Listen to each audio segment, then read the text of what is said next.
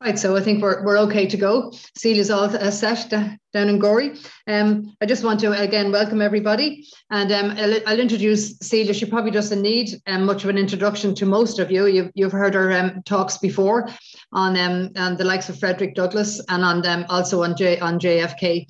I was saying to her earlier, most Irish people all we know about JFK is that he came to Ireland once, and the excitement was, it was one of my earliest memories as a child, seeing JFK in Dublin. It was incredible. But a lot of us don't know the stuff that he did in America. He did obviously a lot of work with civil rights and that sort of thing. And that's what Celia is going to tell us about today. So again, a lot of you know Celia. For those of you who don't, she's from the US. But she now lives in Ireland, and she's done a massive amount of talks around Dublin in the library, the various libraries, and at various functions. And so without any further ado, I'll let her take it away. You can go ahead, Celia. Great. Thanks so much, Chair. Thank you, Beverly and Jared, both for inviting me to give this talk.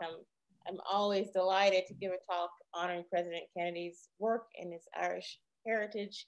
And it's great to see so many people who tuned in. Great to see a couple of familiar faces back when I used to organize events for the history group. So it's great to see. Cheers. And can everyone hear me okay?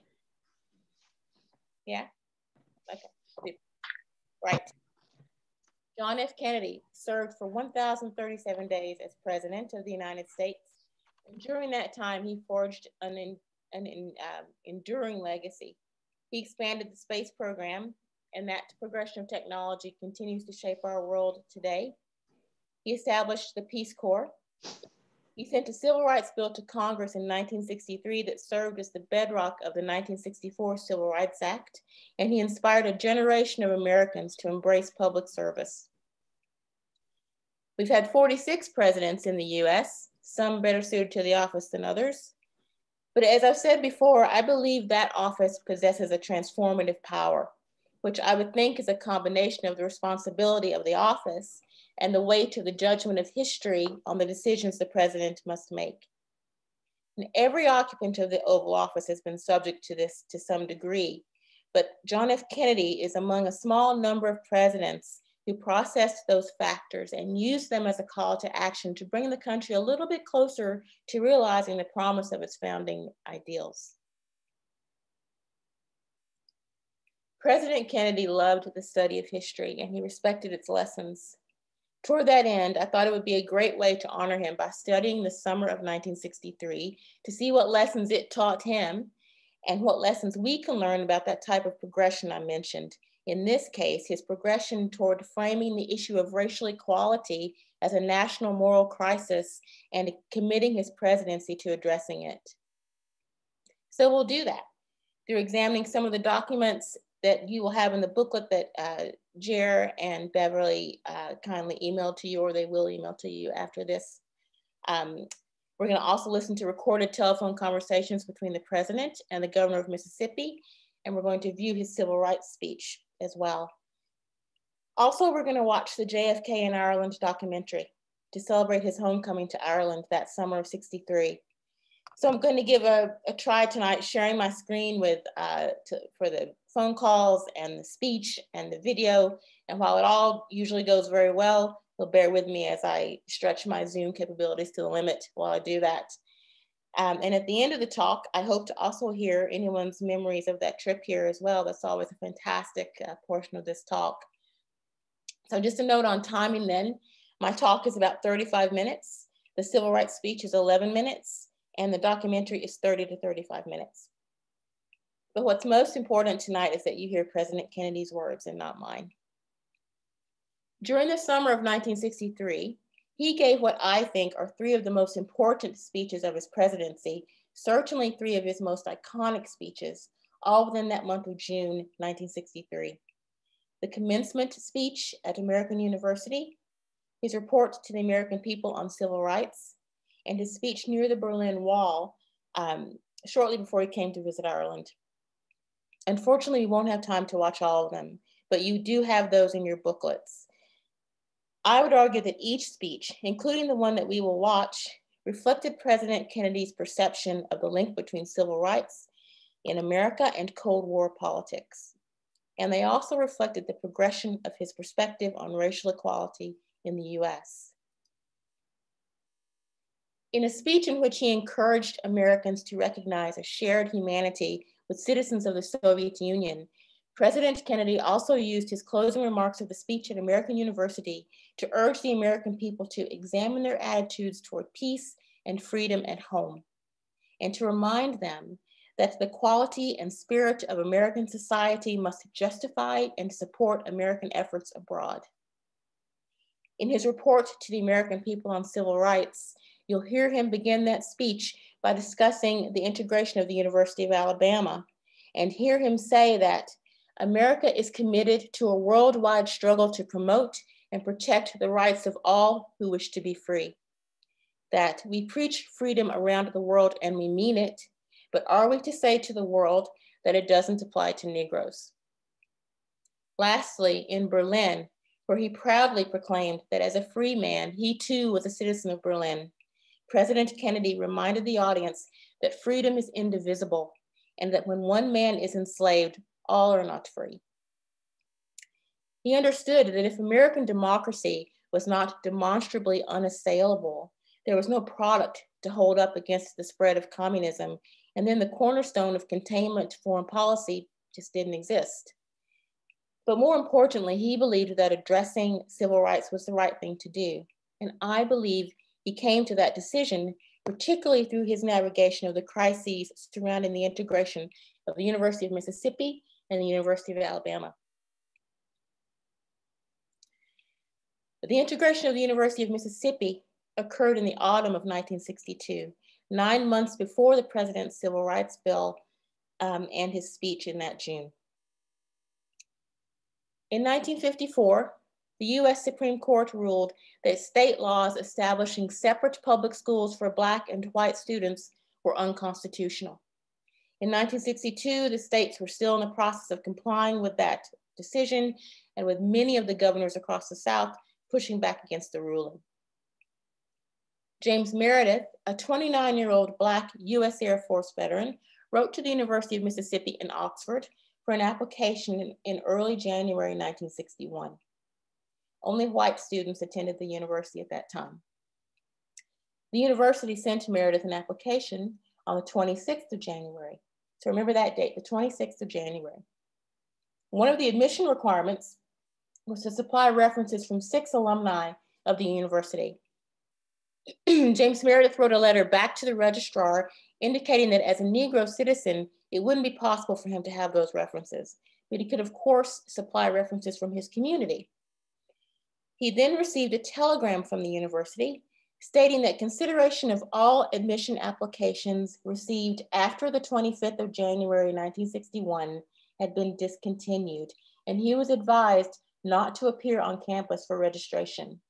Remember that the university didn't send his application until after the 26th. The NAACP, the National Association for the Advancement of Colored People, its legal team took Meredith's case, and ultimately a federal court issued an order compelling the university to admit Meredith. Despite the court order, the governor of Mississippi, Ross Barnett, publicly promised to block Meredith from campus. The situation very quickly became a high-stakes showdown between President Kennedy and Governor Barnett, and it was colored by issues of race and federal authority versus states' rights that were still present from the American Civil War. It's clear from US politics today that we're still trying to heal the scars from our Civil War. We don't think about this in the US, but living here in Ireland, I've come to understand just how short a time 100 years is in collective memory.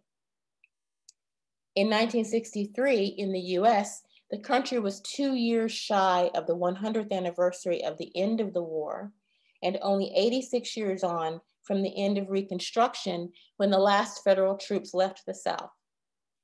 So sending federal troops to the South to resolve issues regarding race was an extremely difficult decision to make, and you can imagine what a politically charged decision that would have been for President Kennedy. We're going to hear 2 phone calls between President Kennedy and Governor Barnett, recorded by the White House. This first one takes place on the 22nd of September, 1962. The Attorney General, Robert Kennedy, is on the line as well. And at the end of the call, they refer to Thomas Watkins, who was a solicitor in Mississippi. He was also a close personal friend of the governor's, and it appears that he was functioning as some sort of intermediary between the Kennedys and Barnett. At the time of this call, President Kennedy and the Attorney General had some hopes of diffusing the situation without sending in federal authorities. And it's clear then you'll hear that the president understands the governor's perspective, but he's pleasant enough with the governor. And you'll hear him say that this isn't his court order, but as president, it's his responsibility to make sure that it's executed and that law and order are maintained.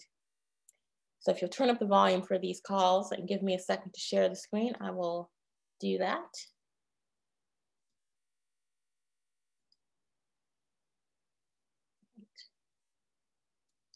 Hello? All right. Governor, this is the president speaking. Yes, sir. Now, I know that your feeling about the law of Mississippi and the fact that you don't want to carry out that court order. What we really want to have from you, though, is some understanding about whether the state police will maintain law and order. We understand your feeling about the court order and your disagreement with it. But what we're concerned about is how much violence is going to be and what kind of action we'll have to take to prevent it. And I'd like to get assurances from you about that the state police down there will take positive action to maintain law and order. Then we'll know what we have to do. They'll take positive action, Mr. President, to maintain law and order as best we can. And now, how good is... We'll have 220 highway patrolmen. Right. And they'll absolutely be unarmed. Right. Well, one of them will be armed. Well, no, but the problem is, well, what can they do to maintain law and order and prevent the gathering of a mob and action taken by the mob? What can they do? Can they stop that? Well, they'll do their best to. They'll do everything in their power to stop it. Now, what about the suggestions made by the Attorney General in regard to not permitting people to congregate and start a mob? Well, we'll do our best to keep them from congregating, but that's hard to do, you know. Well, they just tell them to move along. Walking up on the sidewalks from different sides of the streets, what are you going to do about it? Well, now, as I understand it, Governor, you would do everything you can to maintain law and order. I'll do everything in my power to maintain order. Right. Now, and peace. We don't want any shooting down there. I understand. Now, Governor, what about, can you maintain this order? Well, I don't know. That's what I'm worried about. You see, I don't know whether I can or not. Right. I couldn't have the other afternoon. You couldn't. There was such a mob there, it would have been impossible. There were men in trucks and shotguns and all such as that. Not a lot of them, but some we saw. And certain people were just enraged. Well, now, will you talk? I just don't understand the situation down here. Well, the only thing is, I got my responsibility. This is not my order. I just have to carry it out. So I want to get together and try to do it with you in a way which is the most satisfactory and causes the least chance of damage to people in Mississippi. That's my interest. That's right. Would you be willing to wait a while and let the people cool off on the whole thing? Until how long? You make a statement to the effect, Mr. President, Mr. General, that under the circumstances existing in Mississippi, that there will be bloodshed. You want to protect the life of James Meredith and all other people. And under the circumstances at this time, it just wouldn't be fair to him or others to try to register him. Well, then, at what time would it be fair? Well, we could wait. I don't know. It might be in 2 or 3 weeks. It might cool off a little. Well, would you undertake to register him in 2 weeks? Well, now, you know, I can't undertake to register myself, but you all might make some progress that way. Yeah, well, we'd be faced with, unless we had your support and assurance. I'm going to cooperate. I might not know when you're going to register me, you know. I see. Well, now, Governor, what do you want to talk to Mr. Watkins? I might not know what your plans were, you see. Do you want to talk to Mr. Watkins then? I'll be delighted to talk to him, and we'll call you back. Okay, good. Call the general back? Yeah, I'll call the general, and then I'll be around. All right. I appreciate it so much. Thanks, Governor. I thank you for this call. Thank you, Governor. All right. Right. In the interim between that call and the call you're about to hear, Governor Barnett continued to insist that he would defy the federal court order to admit Meredith. And at the university football game, and just in case you're not aware of this, college football in the South is like a religion. Every Saturday, the stadiums are full. So on Saturday, the 29th of September, the governor made a speech saying that Mississippi was about to be invaded by federal authorities and white Mississippians should respond. Talk about not being that far away from the collective memory of the Civil War. President Kennedy deployed federal marshals to Oxford that day. And the first document that you'll see in your booklets later is the telegram that President Kennedy sent to Governor Barnett on the 29th of September. In short, it says that the federal government has the constitutional authority to enforce that court order to admit Meredith, and the president wanted assurances that Barnett would step up to his responsibility as governor to maintain order. On Sunday night, the 30th, hundreds of white students and protesters from around the region flocked to the university and moved toward the building where Meredith would register. Federal marshals surrounded the building. When the crowd saw the marshals, they threw rocks and bottles. The marshals used tear gas in response, and when darkness fell, there were shots fired from the crowd. This next phone call took place on the 30th of September in the midst of that riot, when the breakdown of law and order in Oxford seemed very possible. You'll hear the difference in President Kennedy's tone with Barnett and the pressure he was under in his voice. Just to let you know, this is from National Public Radio in the States. There may be a quick advertisement before this call starts, but hopefully not, so we'll see. Just to let you know that. The Highway Patrol to order every man he's got. Yeah. And how long is that going to take? We don't want somebody... Well, I haven't been able to locate him. Here's what happened. He went to the doctor's office with this man that was hurt. Yeah. And I finally located him there after you told me to have him to get more people, don't you see? Yeah. If he needed. Yeah. And he thought then that the 50 he had would be sufficient. Yeah. But I told him by all means to order out everyone he had if he needed it. Yeah. And I'm certainly trying in every way. We can't consider moving Meredith as long as there's a riot outside, because he wouldn't be safe. Sir? We couldn't consider moving Meredith if we haven't been able to restore order outside. That's the problem, Governor. Well, I'll tell you what I'll do, Mr. President. Yeah. I'll go up there myself. Well, now, how long will it take you to get there? And I'll get a microphone and tell them that you have agreed to be removed. No, wait a minute. Wait a minute, Governor. Now, how long is it going to take you to get up there? About an hour. Now, I tell you what, if you want to go up there, then you call me from up there, and then we'll decide what we're going to do before you make any speeches about it. Well, all right. There's no sense in that. Whatever if you'd offer. See, we got an hour to go, and that's not, we may not have an hour, but it will take you an hour to get up there. This man has just died. Did he die? Yes. Which one, state police? That's state policeman. Yeah. Well, you see, we got to get order up there, and that's what we thought we were going to have. President, please, why don't you, can't you give an order to try to remove Mary? How can I remove him, Governor, when there's a riot in the street, and he may step out of that building and something happened to him? I can't remove him under those conditions. Let's get order up there, then we can do something about Meredith. We can surround it with plenty of officials. Well, we've got to get somebody up there now to get order and stop the firing and the shooting. Then you and I will talk on the phone about Meredith. But first, we got to get order. I'll call and tell them to get every official they can. That's right. Then you and I will talk when they've got the building, when they've got order there. Then you and I will talk about what's the best thing to do with Meredith. All right, then. Thank you. All right.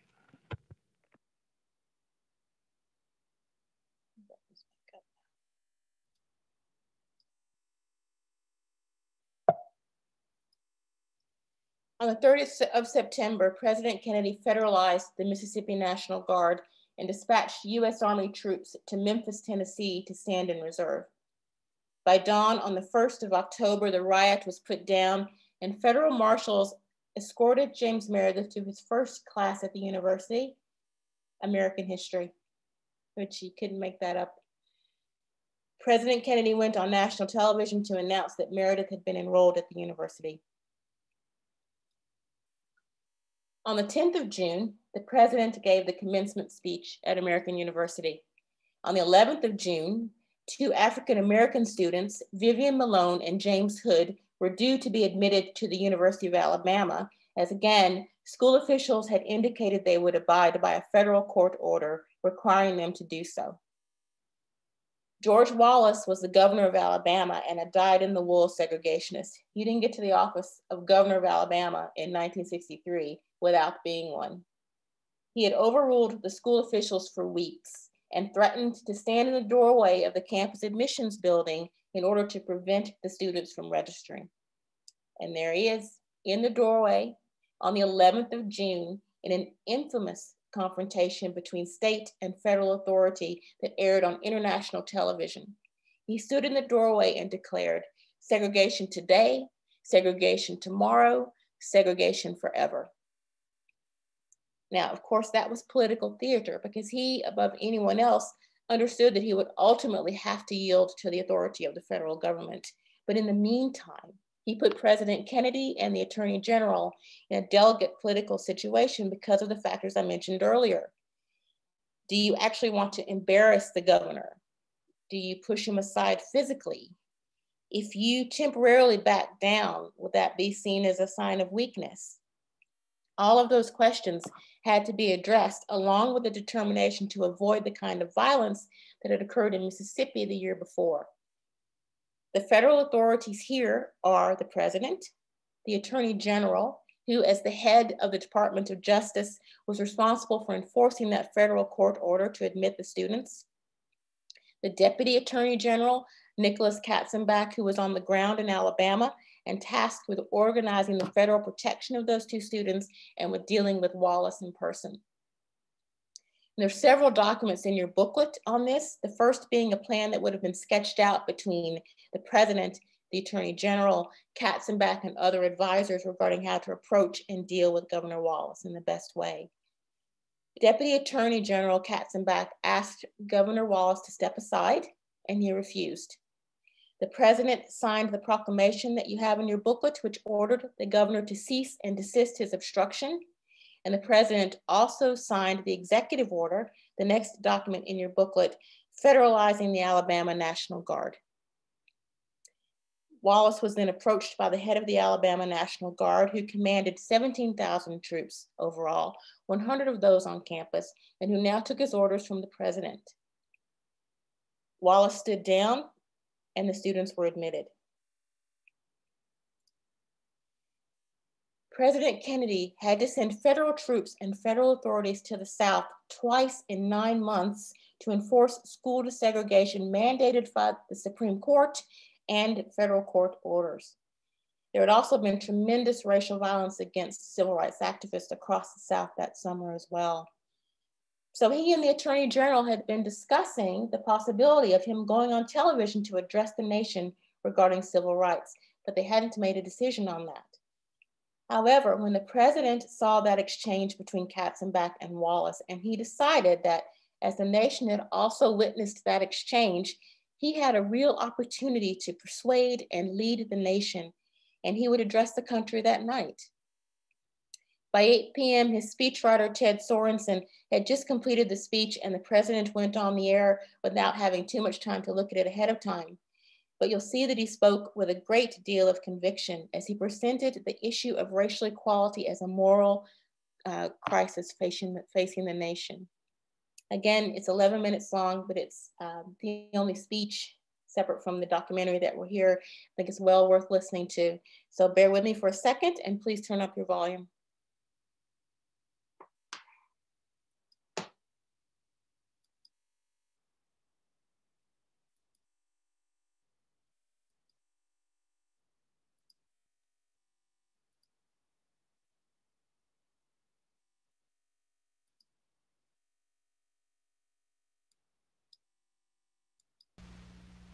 Good evening, my fellow citizens.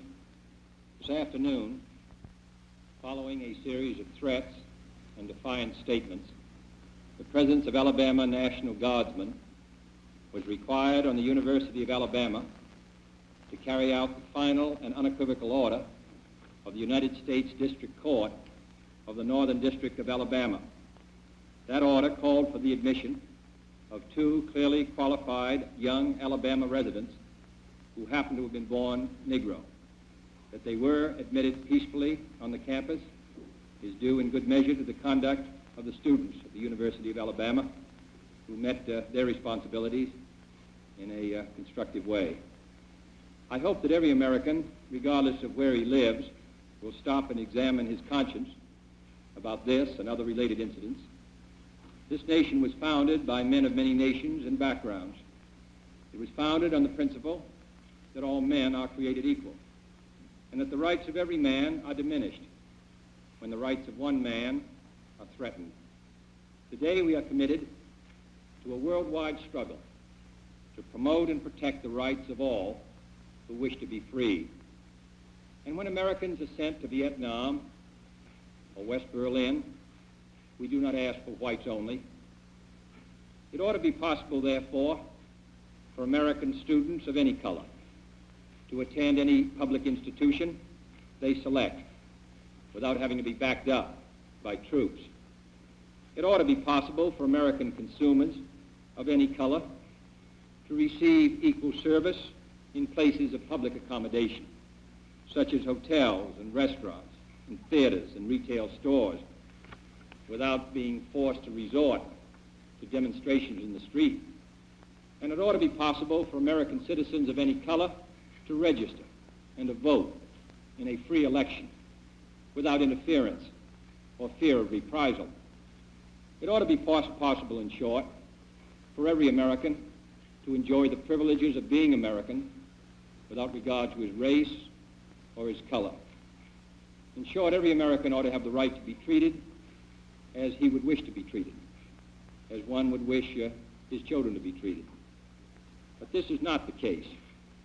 The Negro baby born in America today, regardless of the section of the state in which he is born, has about 1/2 as much chance of completing a high school as a white baby, born in the same place on the same day. 1/3 as much chance of completing college. 1/3 as much chance of becoming a professional man. Twice as much chance of becoming unemployed. About 1/7 as much chance of earning $10,000 a year. A life expectancy which is 7 years shorter, and the prospects of earning only half as much. This is not a sectional issue. Difficulties over segregation and discrimination exist in every city, in every state of the Union, producing in many cities a rising tide of discontent that threatens the public safety. Nor is this a partisan issue. In a time of domestic crisis, men of goodwill and generosity should be able to unite regardless of party or politics. This is not even a legal or legislative issue alone. It is better to settle these matters in the courts than on the streets, and new laws are needed at every level. But law alone cannot make men see right. We are confronted primarily with a moral issue. It is as old as the Scriptures and is as clear as the American Constitution.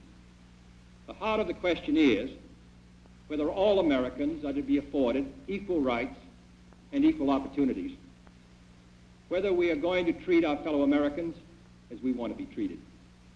If an American, because his skin is dark, cannot eat lunch in a restaurant open to the public, if he cannot send his children to the best public school available, if he cannot vote for the public officials who represent him, if, in short, he cannot enjoy the full and free life which all of us want, then who among us would be content to have the color of his skin changed and stand in his place? Who among us would then be content with the counsels of patience and delay? 100 years of delay have passed since President Lincoln freed the slaves, yet their heirs, their grandsons, are not fully free. They are not yet freed from the bonds of injustice. They are not yet freed from social and economic oppression. And this nation, for all its hopes and all its boasts, will not be fully free until all its citizens are free. We preach freedom around the world, and we mean it. And we cherish our freedom here at home.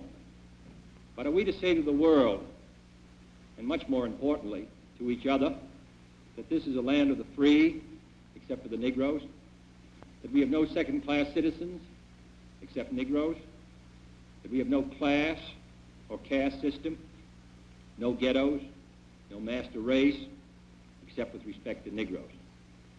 Now the time has come for this nation to fulfill its promise. The events in Birmingham and elsewhere have so increased the cries for equality that no city or state or legislative body can prudently choose to ignore them. The fires of frustration and discord are burning in every city, north and south. Where legal remedies are not at hand, redress is sought in the streets. in demonstrations, parades, and protests which create tensions and threaten violence and threaten lives. We face, therefore, a moral crisis as a country and a people. It cannot be met by repressive police action. It cannot be left to increase demonstrations in the streets. It cannot be quieted by token moves or talk. It is a time to act in the Congress, in your state and local legislative body, and above all, in all of our daily lives. It is not enough to pin the blame on others, to say this is a problem of one section of the country or another, or deplore the facts that we face. A great change is at hand, and our task, our obligation, is to make that revolution, that change, peaceful and constructive for all. Those who do nothing are inviting shame as well as violence. Those who act boldly are recognizing right as well as reality. Next week, I shall ask the Congress of the United States to act, to make a commitment it is not fully made in this century to the proposition that race has no place in American life or law. The federal judiciary has upheld that proposition in a series of forthright cases. The executive branch has adopted that proposition in the conduct of its affairs, including the employment of federal personnel, the use of federal facilities, and the sale of federally financed housing. But there are other necessary measures which only the Congress can provide, and they must be provided at this session. The old code of equity law under which we live commands for every wrong a remedy. But in too many communities, in too many parts of the country, wrongs are inflicted on Negro citizens, and there are no remedies at law. Unless the Congress acts, their only remedy is the street. I am therefore asking the Congress to enact legislation giving all Americans the right to be served in facilities which are open to the public: hotels, restaurants, theaters, retail stores, and similar establishments. This seems to me to be an elementary right. Its denial is an arbitrary indignity that no American in 1963 should have to endure, but many do. I recently met with scores of business leaders, urging them to take voluntary action to end this discrimination. And I've been encouraged by their response. And in the last 2 weeks, over 75 cities have seen progress made in desegregating these kinds of facilities. But many are unwilling to act alone. And for this reason, nationwide legislation is needed if we are to move this problem from the streets to the courts. I'm also asking Congress to authorize the federal government to participate more fully in lawsuits designed to end segregation in public education. We have succeeded in persuading many districts to desegregate voluntarily. Dozens have admitted Negroes without violence.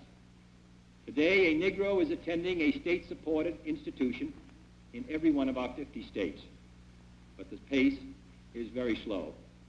Too many Negro children entering segregated grade schools at the time of the Supreme Court's decision 9 years ago will enter segregated high schools this fall, having suffered a loss which can never be restored. The lack of an adequate education denies the Negro a chance to get a decent job. The orderly implementation of the Supreme Court decision, therefore, cannot be left solely to those who may not have the economic resources to carry the legal action, or who may be subject to harassment. Other features will be also requested, including greater protection for the right to vote. But legislation, I repeat, cannot solve this problem alone. It must be solved in the homes of every American, in every community across our country. In this respect, I want to pay tribute to those citizens north and south who've been working in their communities to make life better for all. They are acting not out of a sense of legal duty, but out of a sense of human decency. Like our soldiers and sailors in all parts of the world, they are meeting freedom's challenge on the firing line, and I salute them for their honor and their courage. My fellow Americans, this is a problem which faces us all, in every city of the North as well as the South. Today, There are Negroes unemployed 2 or 3 times as many compared to whites. Inadequate education, moving into the large cities, unable to find work, young people particularly out of work, without hope, denied equal rights, denied the opportunity to eat at a restaurant or a lunch counter or go to a movie theater, denied the right to a decent education, denied almost today the right to attend a state university even though qualified. It seems to me that these are matters which concern us all, not merely presidents or congressmen or governors, but every citizen of the United States. This is one country. It has become one country because all of us and all the people who came here had an equal chance to develop their talents. We cannot say to 10% of the population that you can't have that right, that your children can't have the chance to develop whatever talents they have, that the only way that they're going to get their rights is to go in the street and demonstrate. I think we owe them and we owe ourselves a better country than that. Therefore, I'm asking for your help in making it easier for us to move ahead and to provide the kind of equality of treatment which we would want ourselves. To give a chance for every child to be educated to the limit of his talent. As I've said before, not every child has an equal talent or an equal ability or equal motivation, but they should have the equal right to develop their talent and their ability and their motivation to make something of themselves. We have a right to expect that the Negro community will be responsible, will uphold the law, but they have a right to expect that the law will be fair, that the Constitution will be colorblind, as Justice Harlan said at the turn of the century. This is what we're talking about, and this is a matter which concerns this country and what it stands for. And in meeting it, I ask the support of all of our citizens. Thank you very much.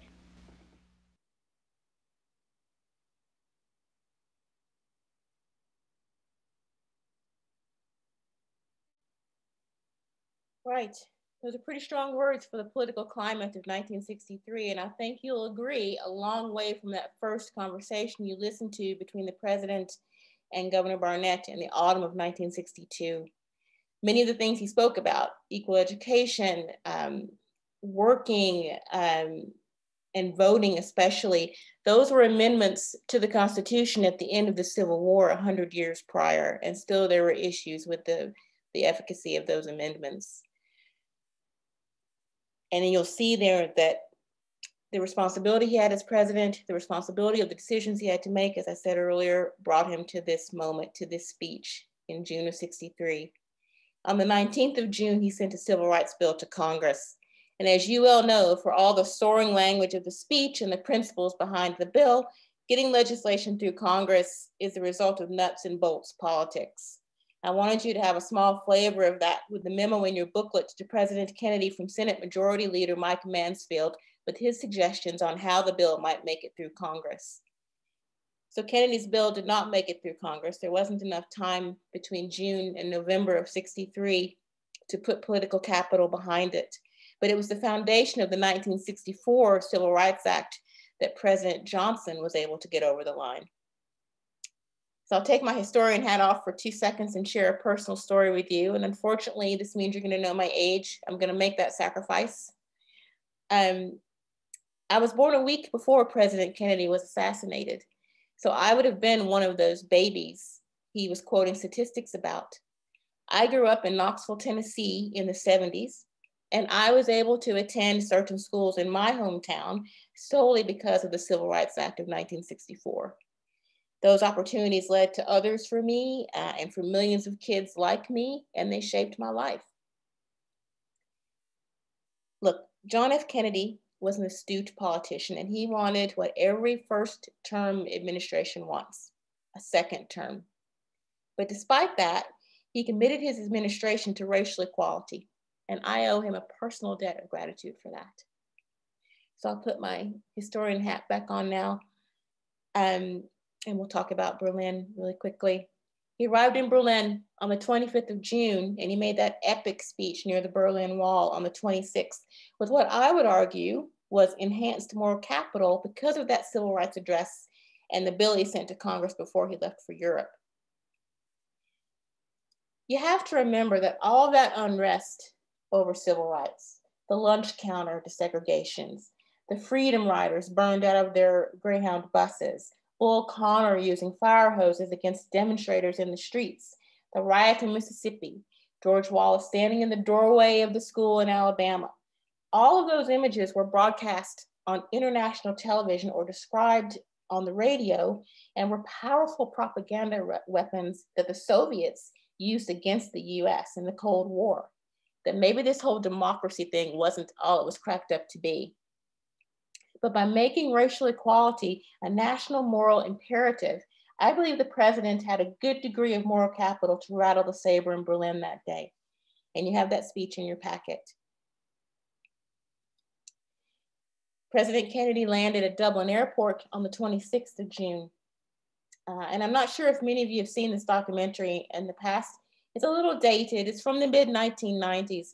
But Dave Powers, his special assistant, and Pierre Salinger, his press secretary, were still living. So they shared their memories in the documentary, and that's really terrific to see. Gay Byrne is in it, and they have Irish politicians from that period as well, who I'm sure you'll recognize. When you watch it, you're going to see now snippets of speeches that he made across the country, and you have 2 of those in your packet. You'll see him on Arbor Hill. He laid a wreath there, and that wreath is in the Kennedy homestead down here in New Ross in Wexford. And people still talk about that visit like it was yesterday. His suntan, his white teeth, his hair, that he looked like a movie star. And I have a copy of the front page of the Irish Times that when I do this talk in person, I hand out at the libraries and as a little keepsake. And when I went to the copy center the first time to make that copy, the guy behind the counter, it's pretty much this picture that you see on the screen. He's in De Valera's limousine, and the guy behind the counter said, "Can I keep a copy of this?" I said, "Absolutely. Are you a Kennedy fan?" He said, "I am." He goes, "But I actually worked on that car. I actually serviced that car, and I would really love to have a copy of this." So the tentacles of that visit are everywhere, and they still are pretty strong. In any event, the visit meant so much to people here, but what is fantastic and what you'll see in the video is how much that visit meant to the president. So I'm going to start it now. Give me 2 seconds.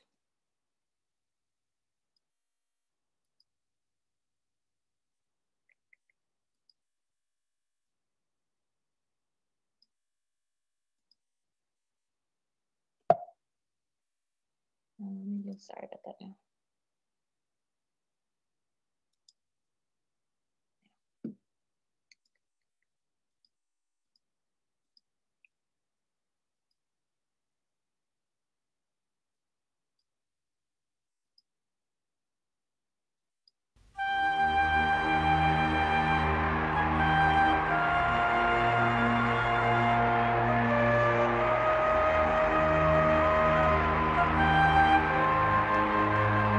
So I must say that though other days may not be so bright as we look towards the future, that the brightest days will continue to be those in which we visited you here in Ireland.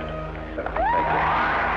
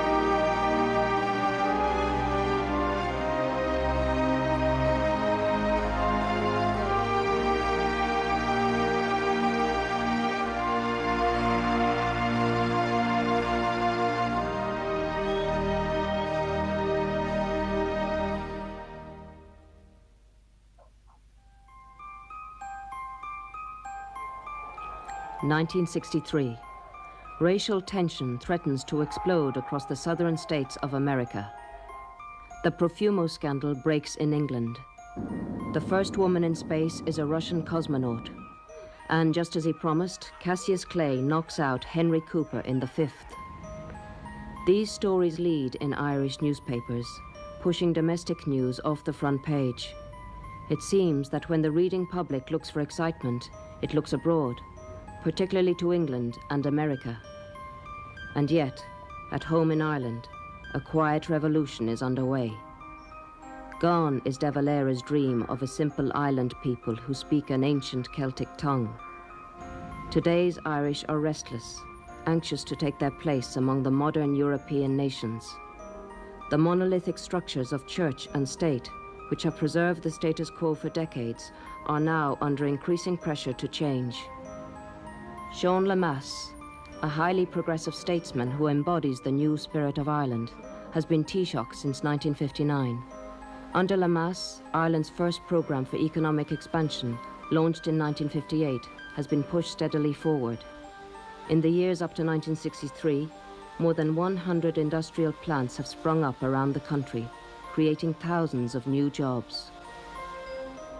Though the industrial sector is growing, a large part of the population is still engaged in subsistence farming. The smallest viable farm is considered to be 45 acres, yet there are over 200,000 farms of 30 acres and less. And living conditions are poor in rural areas. 90% of homes are without running water, 50% are without electricity. Predictably, there is a huge exodus from the countryside, many taking advantage of the new opportunities in urban industry. The Catholic Church, too, is feeling the winds of change. There has been a significant decline in the number of Irish vocations. Tension is growing between the clergy and the more progressive politicians. New influences are abroad, influences which are largely beyond the control of the Church. Women are victims of a multifaceted sexism, so blatant and so pervasive that it stands as an invisible backdrop to Irish society. Under the terms of the marriage bar, a married woman cannot be employed by the civil service, the local authority, or most large companies. Furthermore, a single woman employed by one of these entities must quit her job if she does marry. Clearly, it is expected that women will seek fulfillment inside marriage, and for the most part, this expectation is not questioned. This, then, is Ireland, a small country, somewhat outside the mainstream of events, but determined nonetheless to make a place for itself in the modern world. One consequence of this drive for fuller integration in the global community is the desperate search by the Irish for international validation of any kind. John Fitzgerald Kennedy, a man who has risen to the highest of stations and who openly acknowledges his Irish Catholic ancestry, is therefore a potent figure. So when the 35th President of the United States arrived in Ireland on the 26th of June, 1963, the welcome he received was, at the same time, astonishing and predictable.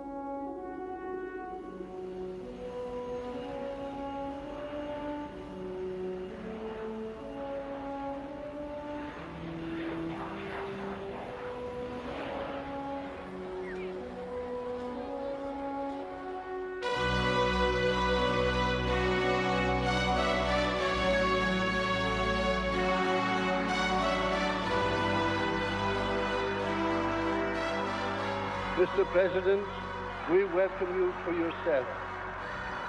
As a distinguished scion of our race, who has won first place amongst his countrymen, first in 180, in a nation of 180 millions of people. We are proud of you, Mr. President. We admire you for the leadership you are giving. We trust that under God's inspiration and with his help, you will be able to accomplish the aims which you have in mind, the aims of all who love mankind. Not only was it four of the happiest days of President John F. Kennedy's life, but it was four of the happiest days of mine. From that first arrival at Dublin Airport and the greeting by De Valera, President De Valera and the Irish people, and then that long ride down O'Connell Street all the way to Phoenix Park. And I rode in the car behind the president with our Secret Service and the Irish police. And you have a better idea of the welcome. 500,000 turned out to see their cousin from America. And it was such a wonderful, wonderful greeting. And I can remember the shops. Everywhere you looked, you saw the American flag and the Irish flag, a cross like this, and a smiling picture of President Kennedy, and above it it read, Cade Miller Faulty, and he fell in love with that. He worked it into some of his speeches. Well, it's 30 years ago, and I remember it very distinctly. I was then 32 years of age. I was the youngest member in the government, the last man on the team to meet him. Sean Lemass greeted him, of course, and went right down through the whole row of ministers out at Dublin Airport. My first impact was of a man of extraordinary personality. The minute he shook hands with you, you knew you were in the presence of somebody who meant something. He had it, to use a phrase. I am deeply honored to be your guest in the free parliament of a free island. If this nation had achieved its present political and economic stature a century or so ago, my great-grandfather might never have left New Ross, and I might, if fortunate, be sitting down there with you.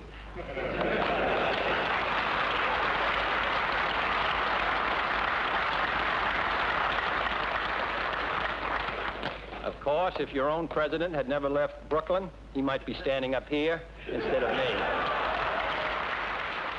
The reaction all over the world to Kennedy, and more especially the culmination of his own instinctive power and strength when he overcame the really terrifying Cuban crisis with the Russians at the height of their power as well.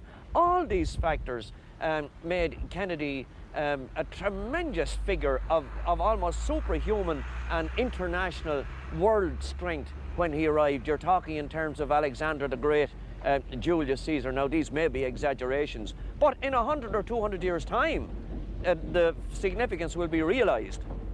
It's hard to understand now the semi-hysteria that was about at the time about him coming. He was the first American president to visit this country, I think, and he was also Irish and Catholic, and I suppose every single man, woman and child had been rooting for him to win the election.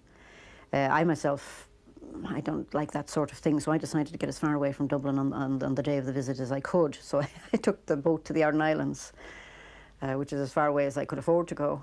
And while we were, I remember it was a fine day because we were all up on deck on the boat, and some idiot had a radio with him, and we got the full belt of the speech. Everything I tried to avoid, I got anyway. But there was a lot of. I suppose it was a big day for Ireland when you consider it in retrospect. It was a great honour. There were a lot of little countries that he didn't go to.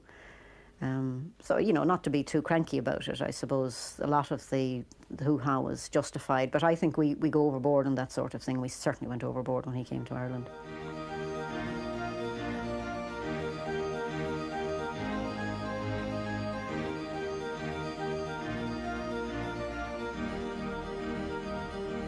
I'm glad to be here.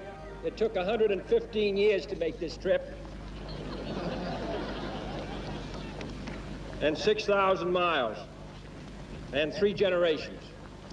But I'm proud to be here, and I appreciate the warm welcome you've given to all of us. When my great-grandfather left here to become a cooper in East Boston, he carried nothing with him except 2 things: a strong religious faith and a strong desire for liberty. We went to New Ross, which is in County Wexford, and that is the place where actually Kennedy's great-grandfather had sailed to the United States about 100 years earlier, and that was a very important place that John Kennedy was going to. And we had a meeting with a man, I think his name was Minahan, who was the leader of the New Ross region. And at one point, he said, you know, we're not going to change this city. This is an Irish city. We're not going to change it. Well, I wasn't going to argue with him about that. But I noticed that about 25 yards away from where John Kennedy was going to speak at New Ross, there was a huge pile of dung. And so I said, well, do you mind moving the dung away? No, he says, that's Irish dung, it's going to stay there. And it did stay there. The only thing I remember about being in New Ross was that I was clambering up a scaffolding, again in the midst of throngs and throngs of people, and the place going wild, and he talked about emigration, and he talked about his family having left those shores to go to America, and he identified very much indeed with the people down in that direction. And then something went wrong with the microphones or the sound or something, and I remember Andy Minahan doing his celebrated, "Oh, we're all in queer trouble now," or words to that effect. I think it was in New Ross that I noticed something that was a feature of the Kennedy visit, and that's the local Irish politicians all look so much older. They all belong to a quite different generation. They're older clothes and so on. And they were watching this young man with extraordinary intensity, because they knew he had magic. They wanted to know what was the key. How could they discover how to turn people on?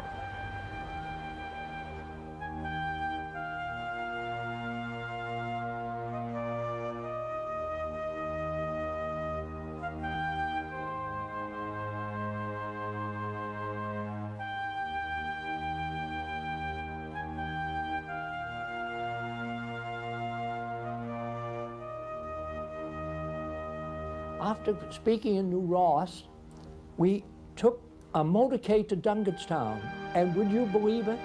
He's looking out and he said, "Dave, see that fellow there? He's run all the way from New Ross side by side." He said, "We ought to take him back to America and put him in the marathon." And what enthused, he was so enthused. He just wanted to reach out to every one of them. And I had trouble keeping him on time. You know, we had a real tight schedule. And finally, when we arrived at Ryan's, it was, you know, he just looked at that house where his great-grandfather, Patrick, had lived in, you know? And they were stored, seemed to me they had green and things stored there now. And he just wanted to know more about it. And he felt bad that he did not know more about the history. And we went in, and Mrs. Ryan had the tea and everything. But Cousin Jimmy handed him a shot of Irish whiskey. And he said, "Here, cousin, this will make you feel better." Well, the president slipped it to me, and I had the job of downing it that early in the morning, you know? And the president said, I had to give him back an empty glass. He said, I couldn't lose face among my cousins because the president really wasn't a drinking man, or he wasn't up to Irish whiskey that early in the morning. So I think the rest of the day I felt a little groggy. There must have been 4 ounces in it, 4 ounces of Jameson.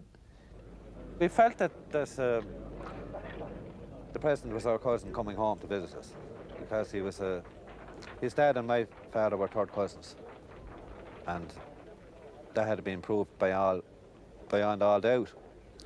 So he had come here in the 1940s, and on his way up the road he met an old man inquiring the way.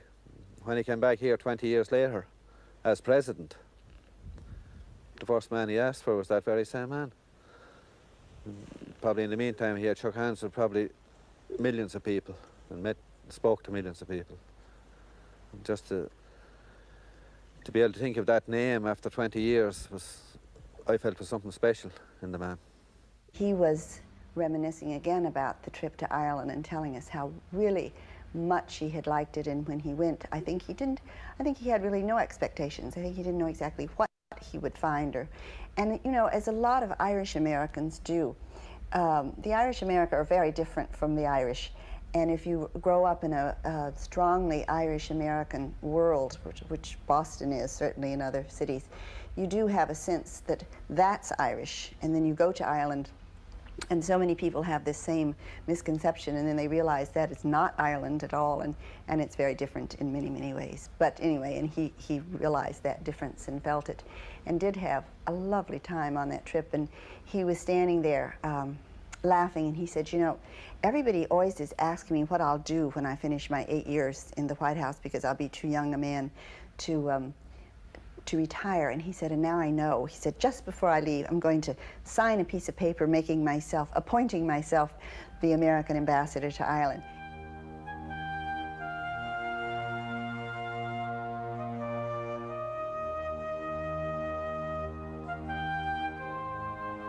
In Ireland, I think you see something of what is so great about the United States. And I must say that in the United States, through millions of your sons and daughters and cousins, 25 million, in fact, you see something of what is great about Ireland. We could hear from afar off, over the loudspeakers, Kennedy arriving, his gradual procession from Wexford Park down to the Barry Memorial. And I remember my first impression of the cars, the motorcades sweeping in to Redmond Square.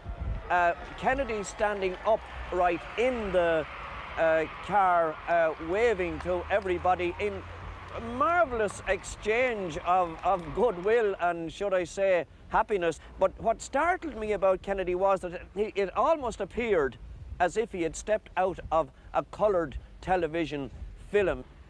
And by now, he is really worked up. And he's talking about Ireland's chief export is not potatoes and linen, it's men and women who fought with heart and hand for liberty and justice all over this world. And he said, yesterday I visited that wall of shame. And that couldn't happen over here because you are the boys of Wexford who fought with heart and hand to burst in twain the galling chains and free a native land. They were wild. They're throwing hats up in the air and shouting, here, here, here. Because I said, my goodness, I hope Khrushchev isn't listening to this.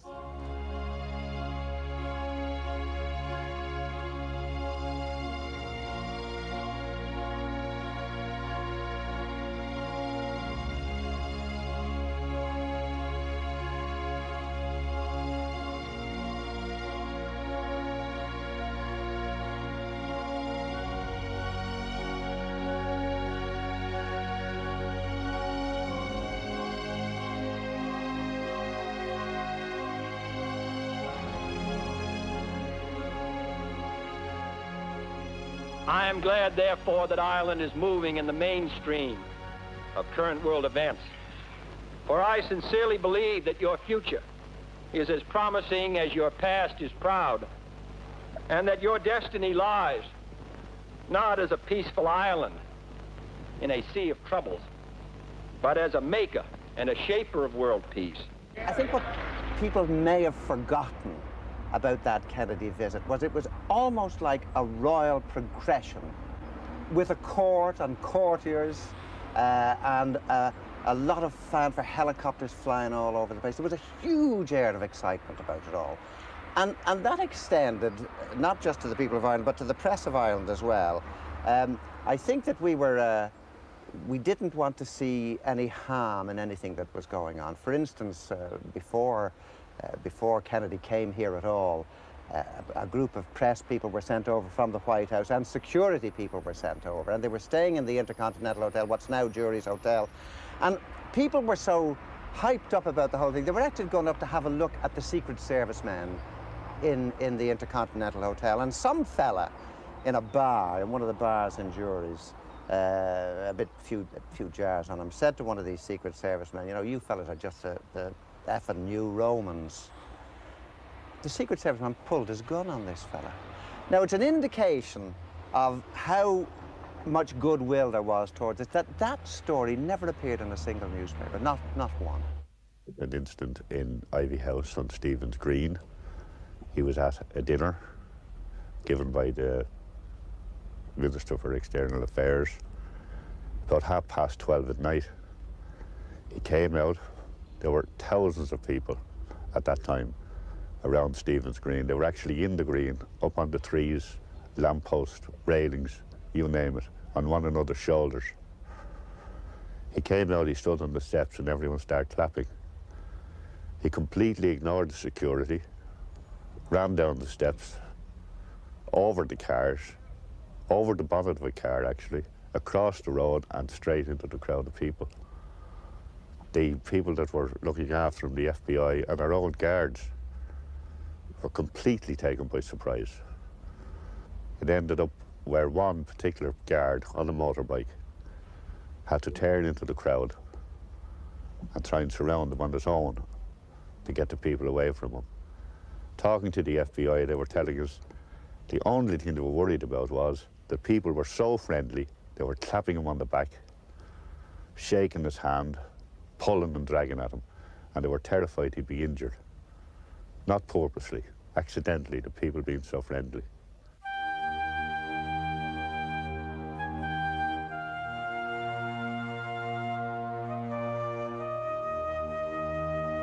So Ireland is still old Ireland, but it's found a new mission in the 1960s, and that is to lead the free world, to join with other countries of the free world, to do in the 60s what Ireland did in the early part of this century, and indeed has done for the last 800 years, and that is associate intimately with independence and freedom.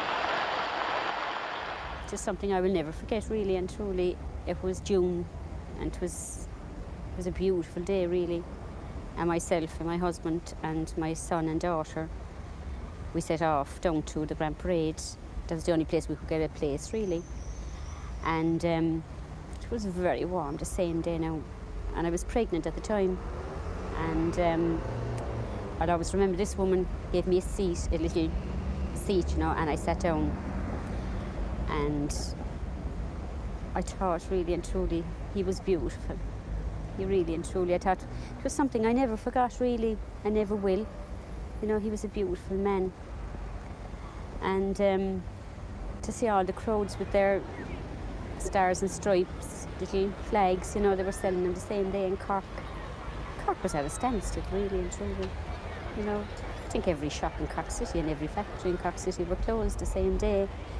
And it was really beautiful. It was a strange time. I sometimes wonder whether we would be as naive now as we were then, whether Kennedy or any American president would get the same sort of welcome. But in those days, we certainly thought, here's this marvelous man, good looking, lovely teeth, lots of hair, quick intellect, beautiful wife, lovely children, an Irishman and a Catholic. I mean, this is terribly important. And he could have been any of our cousins.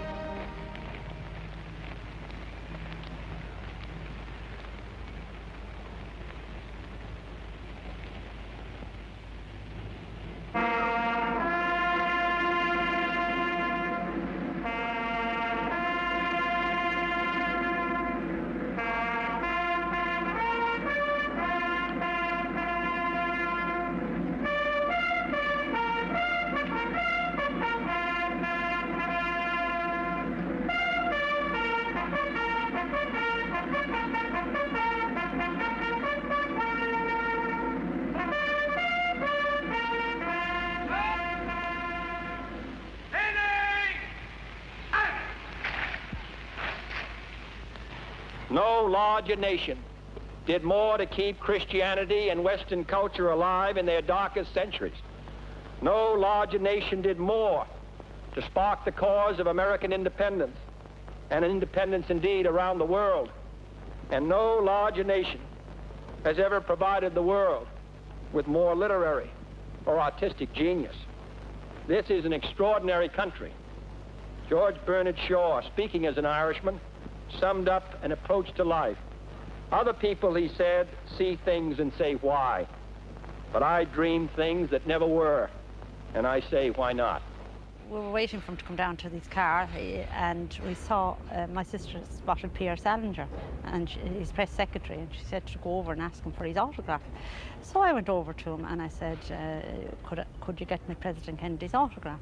And he said, get it yourself. I said, you must be joking, how could I go and ask him for his autograph? No, he said, go over and get it yourself. That he's that type of man, he'd give it to you. He said, I have a paper and pencil ready, or a pen ready, and don't delay him. So I was waiting for him to come down, and when I got as far as his car, the Secret Service men, oh, they shoved me away. No way, you know, I couldn't go near him. So he sat into the car, and I held up the notebook and the biro, and he did this to me. So I handed it over to him, and he signed the autograph and gave me a big smile and handed it back to me and drove away. So when he was gone, I was surrounded by photographers from all over the place, and journalists interviewing me, and it was my only 5 minutes to fame that I'll ever have. For young people, it was an ideal, it was a vision that absolutely exhilarated them after the kind of bleakness of what they were used to. And this was only the beginning of young people finding an identity of their own, and he was actually the beginning of a youth culture. You know, that was followed on by pop music, particularly by the Beatles and by that whole area. And his setting up the Peace Corps, for instance, was an acknowledgement of youth as well. His whole appeal during his presidential address, which was riveting, the fact that this man used poetry, and particularly for Irish poetry, that he knew philosophy, and that poetry was so different from our usual concept of the politicians, and particularly maybe Irish politicians at that stage, that we were absolutely bowled over.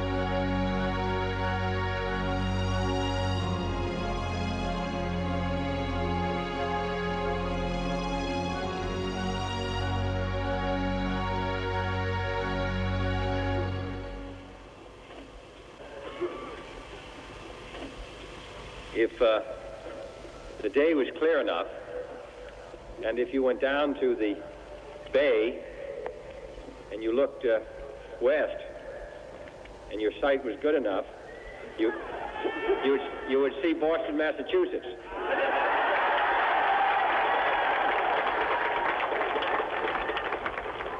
And if you did, you'd see down working on the docks there some Dohertys and Flahertys and Ryans and cousins of yours who have gone to Boston and made good. I wonder if you could perhaps let me know how many of you here have a relative in America who you would admit to, if you'd hold up your hand.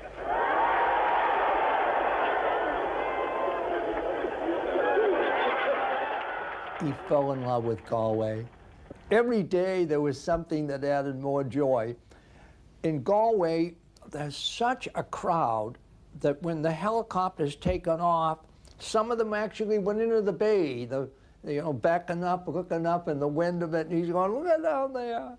And they turned out all the boats, and Galway Bay never looked prettier.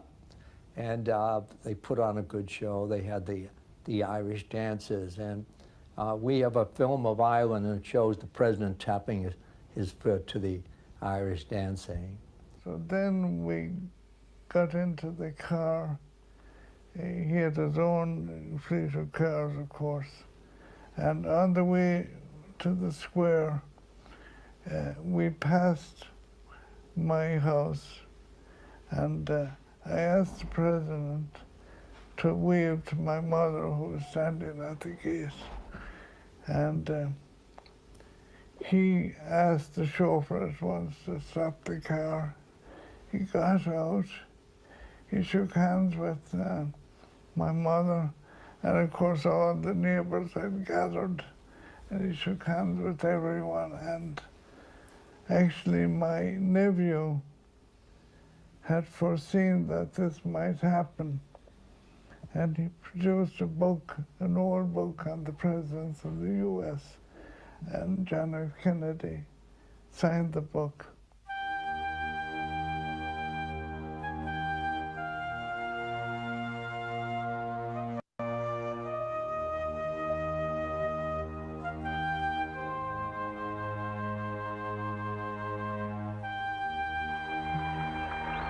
I asked your distinguished ambassador to the United States, Ambassador Kearney, where is he? Right here,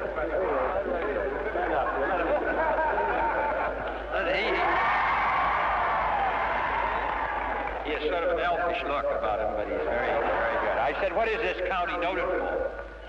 And he said, it's noted for its beautiful women and its fast horses. And I said, well, you say that about every county. But he said, no, this is true about this county. I want to express my pleasure at seeing the Fitzgeralds. I wonder if they could stand up. Could they?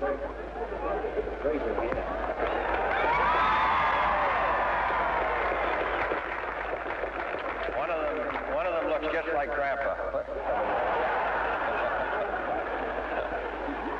And that's a compliment. He was overwhelmed by the greeting. It was just from the time he stepped off that plane, it was love at first sight. He fell in love with Ireland more and more after 4 days, and the Irish people fell in love with him. And the thing is that we talked about riding home the plane. We talked about it that summer out in the boat in July and August, relaxing. And you know, he says he wanted, Jackie didn't make the trip, and every time we're together, he said, tell Jackie more about Ireland, how the nuns were dancing on O'Connell Street, and about the wonderful Irish ladies holding up rosary beads and saying, God bless you, and the men with their children on their shoulders, you know? And it was such a proud day on it, because he was one of theirs, and he knew it and they knew it. Last night somebody sang a song which says the words of which I'm sure you know, which come back to Erin, my morning, come back maroon to the land of thy birth. Come with the shamrock in the springtime of morning. This is not the land of my birth, but it's the land for which I hold the greatest affection. And I certainly will come back in the springtime. Thank you.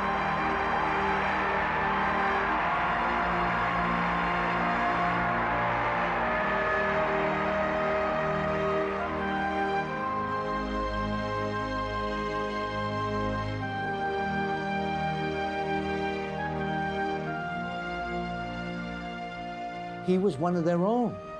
He was the President of the United States. Actually, you could say that the Irish people elected him president, and now he was going home to thank their cousins. And, but, you know, it's the kind of a welcome you'd give a cousin, you know, just like in the poem. Years of exile, years of pain. Oh, to see old Shannon's face again. Well, he's part of that. He was coming back to them, and they felt it. Because it wasn't just the young. It went up to the youngest and the oldest person in Ireland was proud of him. 'Tis it is the Shannon's brightly glancing stream, brightly gleaming. silent in the morning beam, oh, the sight in transit. Thus return from travels long, years of exile, years of pain, to see old Shannon's face again, oh, the waters glancing. Well, I'm going to come back and see old Shannon's face again.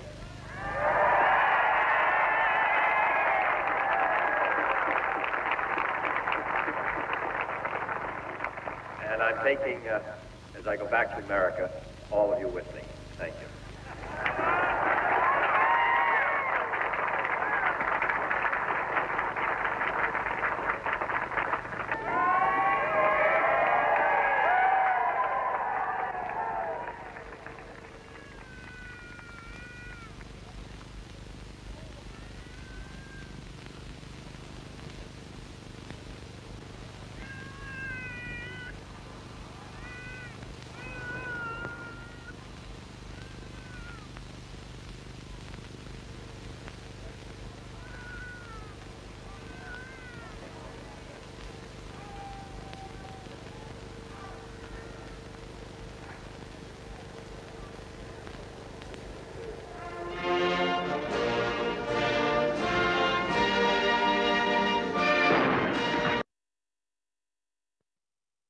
Right, that's really the end of it then. Just to quickly conclude my talk then.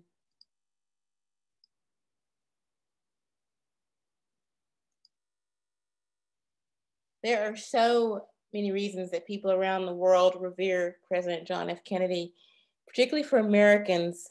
His dedication to our founding principles and his belief in our system of government and in public service continue to be incredibly inspirational. As his granddaughter, Tatiana, said in 2017, the centenary year of his birth, President Kennedy understood that change was possible, that we are not bound by tradition as long as we understand the past with which we are breaking. As you've seen tonight, from Mississippi to Berlin, President Kennedy had the moral and political courage to act on those convictions. And to quote the phrase he used in his speech on the expansion of the American space program, he acted on those convictions not because it was easy, but because it was hard, because it was the right thing to do. And that kind of action is a crucial component of his legacies, and one of the reasons that I'm proud to honor him tonight and really every day. That concludes my talk, but if there, I know it's been gone on a long time, but if there's anyone would like to share any memories of the visit here in 63, that would be great if we have a minute for that. Well done, that was great. Yeah, I'm glad you enjoyed it. Yeah, brilliant, fantastic. Good. Yeah, it's great to see him here. It's just fantastic to see how much he enjoyed it, especially tapping his foot to dancing, and it's just brilliant. I was just looking at the little girls sitting on the road, you know, waving the flags. That could have been me with the huge big bow on my hair. Because I can remember it as well. And he's one of those people you remember what you were doing when you heard he died, you know, or he'd been shot that night. I couldn't believe it. Yeah, like we were all devastated. Yeah, amazing. No, it was really good. Great to see that old movie again. You said, Jerry, you saw it before I gave this talk before, and you had a friend of yours, right? And from Galway who remembered that story of him stopping with the That's right, yeah. Stopping with the mayor, that's right, yeah.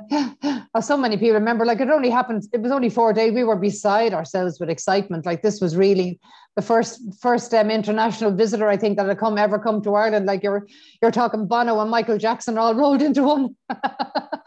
Oh, he was brilliant, yeah, fantastic. It's interesting when the guy, as a journalist, said, "Oh, I wonder if he would give that same welcome to future American presidents." And you did, really, and you did. Oh yeah. I sure remember when Obamas were here. It was amazing, yeah. He got an amazing welcome too, yeah. Somebody actually said in the chat they were very similar. Obama had a great way with words as well, the way that Kennedy had, you know. Yeah, he did. No, they were great. No, it's just amazing how both countries have changed so much in the few years. Sure. And did everyone know a lot about the civil rights initiatives? No, like that happened in the 60s. It's hard to believe. I was in the US in the 70s, and as a European, if you like, you could see the inherent racism that we weren't used to in Europe. You know, you never saw, one thing I could remember in the 70s, the early 70s in America, you never saw mixed race couples. You didn't see mixed race friends going down, whereas you would in England, or, you know, that I've been used to. I couldn't believe it. Yeah, I was surprised now, I must say.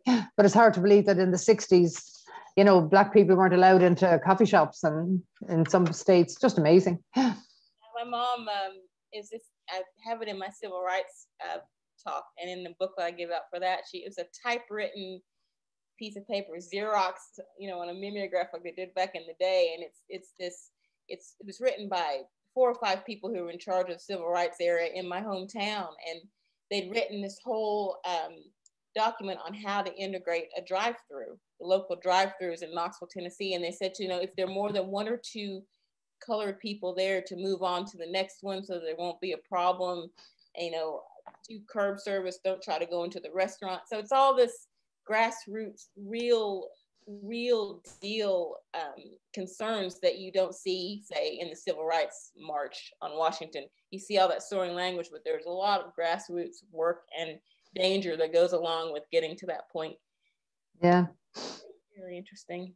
Just wanted to say, like, and thanks everybody for unmuting. I thought after the summer he had in America, with all that was going on and the tension, this must have been the best 4 days ever for him. Yeah. You know, a complete change of pace and a chance to actually catch breath and enjoy being president. Because I'd say it mustn't have been, you know, that much fun before that. But what I was going to say, Cecelia, is like the Irish trip is very interesting. But actually, how brave were those students? Those first students in the integrated colleges. Yeah. How brave, because they had the establishment, and they had public opinion in a lot of places, and they had, you know, people in influential positions all against them. You know, I hope there are statues and plaques, and their names are out there to be remembered, because that was brave. You know, that's all I wanted to say. And again, and thanks a million. Really enjoyed everything in the presentation tonight. Yeah. And James Meredith was a you know, a mature student, and he had been in the service. I'm not saying that it made it easier for him, but I think of the picture of like little Ruby Bridges, who was like 8 years old and going through the same thing. There's a film, Hidden Figures, about the space station, the Black women who were doing all the calculating and all the rest, and how long it took for them to be recognised. And they also had that going to third level, trying to get into a college. That I don't know how accurate the film was, but there was enough in it, I'd say, that it was true. So it's well worth watching if anybody hasn't seen it.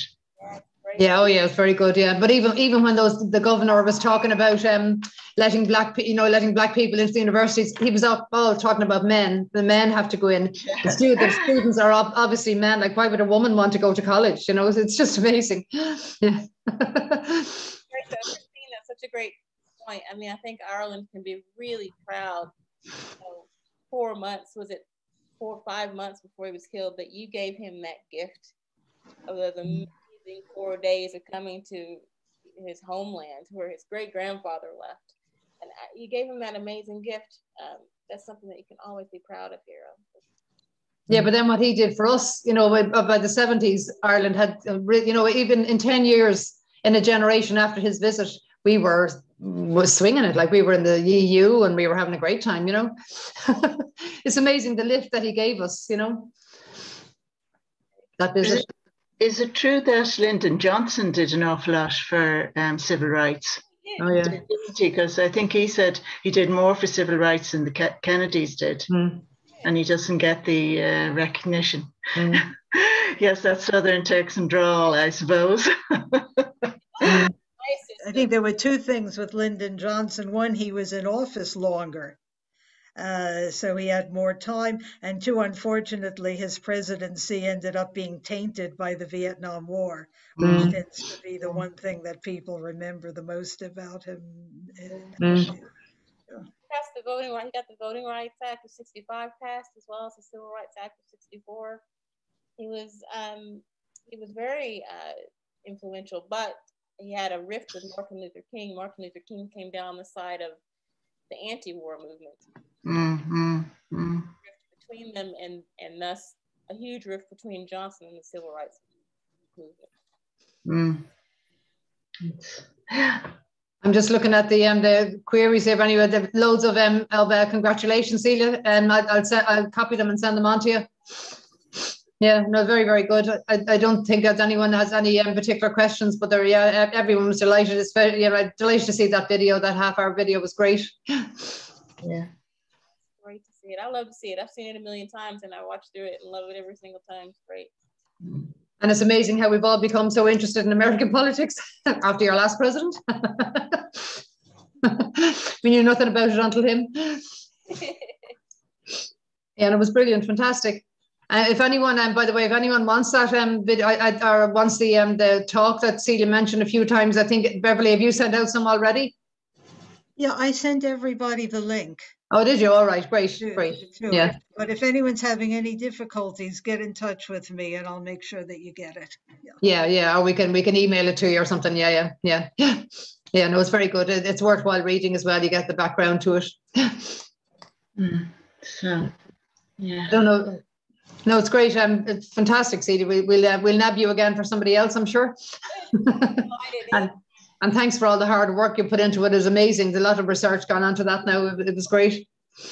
So yeah, just again, and all the thank you for the several people saying thank you for the booklet. They've got it already. Good. It's great. Yeah. It makes history come alive when you see the document from the period. I know I'm preaching to the choir, but yeah, it's great. Listen, it's great to see so many familiar faces, and it's like old home week. Thanks, Christine. I can see Jean Cantwell sparks another memory. Jean is saying that she remembers the saying the rosary for the Cuban crisis. And I can remember we really thought we were going to war, and I can remember the government, remember the time a few years ago, the government sent around everybody iodine tablets. Well, remember in the Cuban crisis, the government sent around everybody a notice, and I remember a notice coming in the door to say what you were to do in the event of a nuclear attack. But they wouldn't attack us, but they would attack somewhere else, obviously. And you were to go, the notice said you were to go under the stairs and bring in a few bottles of water and some tins of beans. I can remember seeing that note, and I was terrified as a kid. I don't like under the stairs. There's no lights in there. It's too dark. I probably still imagine staying under the stairs for a couple of days with your tin of beans. I don't know what we'd have done after that. They were just as useful as the iodine tablets, I think. That was a regular practice for us. It's in school, grade school in the States, that we'd have to go out into the hallway with our coats and crouch down against the wall, the corridor, and put the coats over our head. Put your hands over your head like the crash position on an airplane. Yeah, you used to kneel. Exactly. You would kneel in rows along the walls of the school passageways. I don't remember the arm bit. Yeah, the arms would be up anyway. We used to have drills where we went under the desks. Did you used to do those, Carol? Yeah. When you think of all the pressures Kennedy was under, with the racial situation in the States and this Cold War, the Cuban Missile Crisis, incredible, and you can see, I think in Ireland, you can see he's not really standing quite erect. He had very bad back problems too. He probably didn't take a drink because he's probably filled with so many painkillers. But the things coming in all directions. I know, in an active life in other ways too, but an amazing individual. And then Johnson too, you have to give him a lot of credit. I know there's problems coming at him, but when you think he was from Texas, and people there would be so against what he was trying to accomplish. He had the most major sea change, I'd say, in attitude of any politician of that era. Yeah, the foundations laid by Kennedy, and then went to follow through. Could I just ask you? You mentioned earlier on the comments about the busing of students to your own school. That's right. I wouldn't know anything. I was saying, Cecelia, that in the North they had what they called de facto segregation. schools that were segregated simply because neighborhoods, you went to the school in the neighborhood in which you lived. And because the neighborhoods were largely segregated, the schools were. So they started doing what they called busing, where they would take, and of course it only ever went in one direction. They would take black students and bring them to the white neighborhoods to go to the schools there. And, you know, it was an unpromising sounding thing, but it actually worked in my schools anyway. It worked quite well, in fact. You know, I don't know why or how, but it really did. It made a difference. I guess when when you're young enough to be flexible, you know, you meet new people and you don't have the hard line attitudes that older people do. As I say, I remember it working. We made friends, and it was nice. Yeah. Was that in New York, Beverly? This was in Brooklyn. Yeah. Yeah, because remember Boston was the most protests. And that was a bit later. Busing. Yeah, I'm talking like 1958-ish, that kind of era. I think the difficulties they had in Boston were a bit later. I think, am I right, Cecelia? I think they were more, they were a couple of generations after. Yeah, because I was older then when I remember that. Yeah. Yeah, those neighborhoods were segregated because of real estate covenants, and it's very interesting that parents in the North used that sort of busing issue as a nicer way to say we didn't want these people here, as opposed to the way they did in the South. There was a different way to say it in the North. But it's great to hear your perspective, Beverly, as a little girl, that it actually worked, despite all of the issues the parents may have had. Yeah. With the kids. That's brilliant to hear that. I would have been the only Black kid in my schools, most of my schools growing up. Good and bad issues with that, but it was great. As I said, it was a huge issue. On Facebook these days, I've been in touch with some people I go way, way, way back with that I haven't seen or heard of in like 50 years, God help us all. And one of them put up a photo from our junior high school class that would be kind of in between, say, primary and secondary school. And there was one Black student in the school photo, and I remembered him perfectly. As soon as I saw him, James Moser was his name, and he was dressed beautifully. He was, we were all kind of schlumpy kids, and he was in a suit and a tie and looking really, really smart. And I was thinking, that's probably part of how he coped with the situation of being the one Black kid in the class, to be that elegant and suave and all. Yeah. Parents, my mom always said, you had to look nicer and be smarter and just to, be taken as people. So that was the sort of the civil rights movement way, dressing nicer. And then you came to the Black Power movement and kind of went the other direction. But that would have been that era, I suppose. So I'll say one last thing and I'll let you go. This would have been 1957 as well, when Central High School down in Arkansas was desegregated, and Eisenhower was the president. Yeah. And he had to send the 101st Airborne down to Arkansas to escort those kids a little. I remember seeing stuff like that on TV. I do. Yeah, he said that. So Eisenhower was the supreme commander of the Allied forces in World War II. And he said the two hardest things he ever had to do in his life as the supreme commander was to issue the go order for Normandy and to send those troops down to Arkansas as president. Oh, rock. Yeah. Ever had to do. So that gives you an idea. Yeah, well. I'm still not sure it's sorted. No. Well, that stuff race is kind of become entwined with class now, and those opportunities, it just makes it a lot harder to address. Hopefully we'll get there. At least people are having conversations at this point, which is better than it has been.